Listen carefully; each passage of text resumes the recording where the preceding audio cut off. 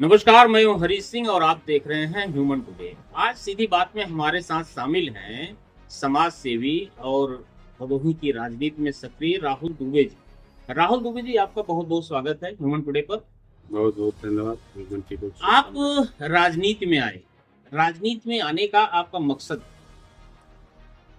राजनीति में हमारा पारिवारिक राजनीतिक जुड़ाव रहा है। एक समय होता था जब सुचेता कृपलानी जी मुख्यमंत्री हुआ करती थी। उस समय से हमारे बाबा स्वर्गीय ब्रह्मदेव दुबे जी इस जनपद की राजनीति का एक हिस्सा हुआ करते थे। उनके देहांत के बाद पिताजी भी जनपद स्तर पर अपना राजनीतिक स्थान रखते थे। उनके देहांत के बाद वो हमको विरासत के रूप में मिला और हमने जब क्षेत्र में घूमा तो हमको मालूम हुआ कि ऐसे ऐसे लोग हमको मिलते थे जो हमारे पिताजी के नाम पर, हमारे बाबा जी के नाम पर आज भी आंसू बहाते थे। तो मुझे ऐसा लगा कि समाज सेवा से बढ़कर कुछ नहीं है। व्यक्तिगत कार्य तो आदमी पूरे जीवन करता है, लेकिन समाज के लिए जो करता है उसके जाने के बाद उसको याद किया जाता है। इसलिए जो है समाज आज लोकतंत्र का दौर है। लोकतंत्र में समाज सेवा करने के लिए, लोगों की मदद करने के लिए राजनीति में भी आना जरूरी होता है। और राजनीति में बिना पद प्राप्त किए आप सेवा भी नहीं कर सकते हैं। तो क्या आपकी इच्छा है कि आगे आप चुनाव लड़ेंगे?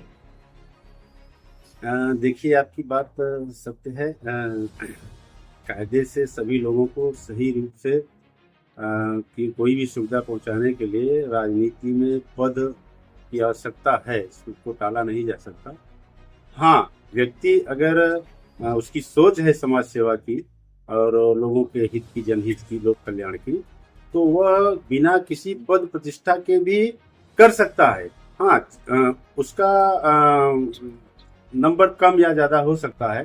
तो निश्चित रूप से अगर कोई ऐसा मौका आया और तो मैं ज़रूर चाहूँगा कि राजनीतिक क्षेत्र में भी आकर और क्षेत्र की और लोगों से जन कल्याणकारी सेवाओं का आप समाज सेवा से जुड़े हुए हैं, तो अभी तक जिक्र करेंगे कि आपने समाज के लिए, जनहित के लिए कौन कौन से कार्य? देखिए, अभी जो हमारे यहाँ से तमाम लोग पहले से भी ऐसी सुविधाएं प्राप्त करते रहे हैं कि किसी को क्षेत्रीय स्तर पर थाने से समस्या है अथवा राजस्व टीम से समस्या है या कहीं से समस्या है, तो उनको फ़ोन के माध्यम से या अन्य किसी माध्यम से उनको सहयोग प्रदान करके उनके साथ न्याय दिलाने का कार्य करने का प्रयास करते हैं।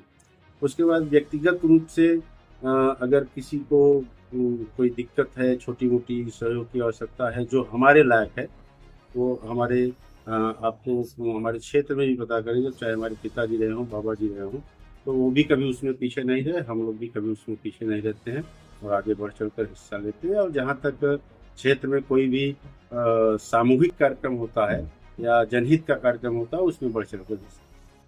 आप ज्ञानपुर विधानसभा के निवासी और ज्ञानपुर विधानसभा के बारे में, इस क्षेत्र के सीतामढ़ी जैसे कुनिया क्षेत्र है, ये सब एक क्षेत्र है, इस सब बारे में अच्छी खासी जानकारी भी रखते होंगे। क्या लगता है कि यहाँ की कौन सी प्रमुख समस्याएं हैं जिनका निदान हो? देखिए, एक मांग तो बहुत पहले से होती आ रही है कि सबसे पहले जब भदोही जनपद बन गया उसके बाद से ही मांग आ रही है कि यहाँ पर एक तहसील दिया जाए। चूँकि कोनिया से ज्ञानपुर तहसील जाने के लिए पूरा 50 किलोमीटर की यात्रा लोगों को करनी पड़ती है और वहाँ इतनी अधिक भीड़ हो जाती है कि लोगों को सही कार्य हो भी नहीं पाता समय पर। तो सबसे परम आवश्यक यहाँ पर एक तहसील देना है, कोइरवना अथवा सीतामढ़ी के नाम से एक तहसील दे दिया जाए तो लोगों का कार्य काफ़ी आसान हो जाए।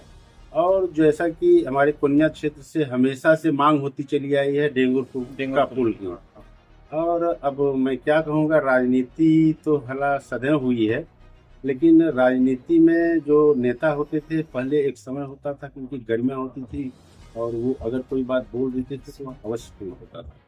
और आज की राजनीतिक स्थिति ये है कि हमारे कोनिया क्षेत्र में बड़े बड़े राष्ट्रीय स्तर के नेता, तो मैं कहना चाहूंगा, आए ही नहीं बल्कि उन्होंने मंच से घोषणा किया और घोषणा करने के बाद आज कहीं उसका अता पता नहीं, न कोई कार्रवाई नहीं। आज भी कोनिया मांग रहा है पुल, और कहीं कोई पता ही नहीं है कि पुल कब बनेगा या बनेगा भी। क्या आपको ये लगता है कि जो अभी तक बयानबाजी हुई कि ये पुल बनेगा, तहसील बनेगा, जितनी भी बातें उठती हैं चुनाव के समय बाद में दब जाती हैं, ये राजनीतिक मुद्दा ही कब तक बन के रहेगा? इस पर जो है राजनीतिज्ञों को या जो हमारे सांसद हैं, विधायक हैं, इस बारे में गंभीरता से क्या उम्मीद करते हैं कि आप ले रहे हैं या लेंगे? देखिए, इसके लिए क्योंकि राजनेता तो नहीं, बल्कि जो क्षेत्र की जनता है, जिसको मतदाता कहते हैं, उनको चेतना होगा। जिनके द्वारा भी, मैं किसी पार्टी स्तर पर नहीं जाना चाहता या किसी व्यक्ति विशेष पर, जिनके भी द्वारा घोषणाएं की गई कि हाँ हम आपको पक्का पुल दे रहे हैं और तहसील दे रहे हैं, और उसके बाद जब भी वो पुनः आते हैं, फिर कोई ना कोई बात बदल के, कुछ कहीं जातिगत आधार पर, कहीं राष्ट्र धर्म के आधार पर, कि वो वोट प्राप्त कर लेते हैं, तो एक मत होकर सबको उन लोगों का बहिष्कार करके एक तीसरे किसी को भी देना पड़ेगा, एक साथ एकजुट होकर वोट देना पड़ेगा। उसके बाद उसका इंतजार करना पड़ेगा कि वो भी बनवाया व नहीं बनवाया, उसके बाद फिर उसके हिसाब से आगे बढ़ा। अच्छा, दो रही कुनिया क्षेत्र की बात जो है, अभी अगर आप जिले में टहलते हैं, जाते हैं, तो भदोही जिले की प्रमुख समस्याएं आपको कौन सी नजर आती? देखिए, भदोही जिले की मुझे दो प्रमुख समस्याएं समझ में आती है। एक तो शिक्षा के क्षेत्र में, दूसरा स्वास्थ्य के क्षेत्र में। शिक्षा के क्षेत्र में सबसे पहले तो ज्ञानपुर एक यूनिवर्सिटी होनी चाहिए, जो KMPG कॉलेज है, उसको यूनिवर्सिटी बना देना चाहिए। उसके बाद प्रदेश स्तर का अथवा नेशनल स्तर का यहाँ पर इंजीनियरिंग कॉलेज होना चाहिए, और एक एम्स के तर्ज पर, एम्स के जैसा यहाँ पर कोई ऐसा हॉस्पिटल और मेडिकल हॉस्पिटल हो जिसमें बच्चों की पढ़ाई के साथ साथ लोगों को स्वास्थ्य का भी लाभ मिले। उसके लिए जगह की भी कमी नहीं है। हमारे यहाँ हौराई चीनी मिल पड़ी हुई है, इतनी जगह है कि आप वहाँ एक नहीं दो एम्स बना सकते हैं।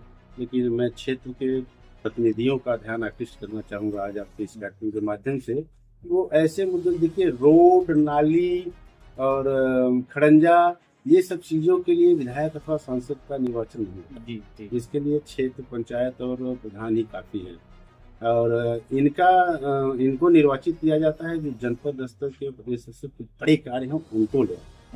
तो निश्चित रूप से इसका विगत कुछ वर्षों से, 10-15 वर्षों से इसका अभाव देखने को मिल रहा है। तो यह हमारे प्रतिनिधियों को चिंता। अच्छा, एक अंतिम सवाल, आप न तो सक्रिय राजनीति, मतलब किसी पार्टी से भी नहीं जुड़े हुए हैं, बाकी सक्रिय राजनीति में तो हैं, समाज सेवा में भी हैं। यदि आप विधायक हो, जिसे हम जनप्रतिनिधियों की कमी तो निकालते हैं ना, अक्सर लोग कहते हैं कि इन्होंने ये नहीं किया, वो नहीं किया, लेकिन आपको अगर मौका मिलता है और आप अगर विधायक बनते हैं ज्ञानपुर से, तो फिर आपकी प्राथमिकता क्या होगी? मैं अगर ज्ञानपुर से विधायक बनता हूँ तो मुख्य रूप से दो चीज़ें मैं बताया कि कम से कम 1 या 2 नई और तहसीलें यहाँ बनाने का प्रयास करूँ। कम से कम ज्ञानपुर में एक यूनिवर्सिटी बनवाने का प्रयास करूँगा, और निश्चित रूप से मैं मांग करूँगा कि यहाँ पर एम्स जैसा एक हॉस्पिटल हो, और पुनिया का डेंगू का पुल हो, और बाकी और भी तमाम प्रकार से जो भी बुनियादी ढांचे होते हैं उनको भी मजबूत करके, और कालीन का तो भदोही जनपद डॉलर नगरी से जाना जाता है। तो कालीन के क्षेत्र में जो एक पर्टिकुलर आज के डेट में कुछ चिन्हित स्थान पर ही सीमित रह गया है, उसको चाहूंगा कि वह विस्तृत रूप से जनपद के हर बस्ती, हर गांव में उसका व्यवसाय। अभी ह्यूमन टुडे के सीधी बात में आप देख रहे थे, हम बातचीत कर रहे थे समाज सेवी जो है राहुल दुबे जी से, और भदोही के विभिन्न मुद्दों पर, ज्ञानपुर विधानसभा के विभिन्न मुद्दों पर उनसे चर्चा हुई। फिर मिलेंगे इस कार्यक्रम के दौरान किसी और से भी। धन्यवाद राहुल जी। बहुत बहुत धन्यवाद आपको भाई, आपका ये चैनल इतना पॉपुलर हो कि इसमें आने के लिए मुख्यमंत्री भी जो है इंतजार करें। धन्यवाद।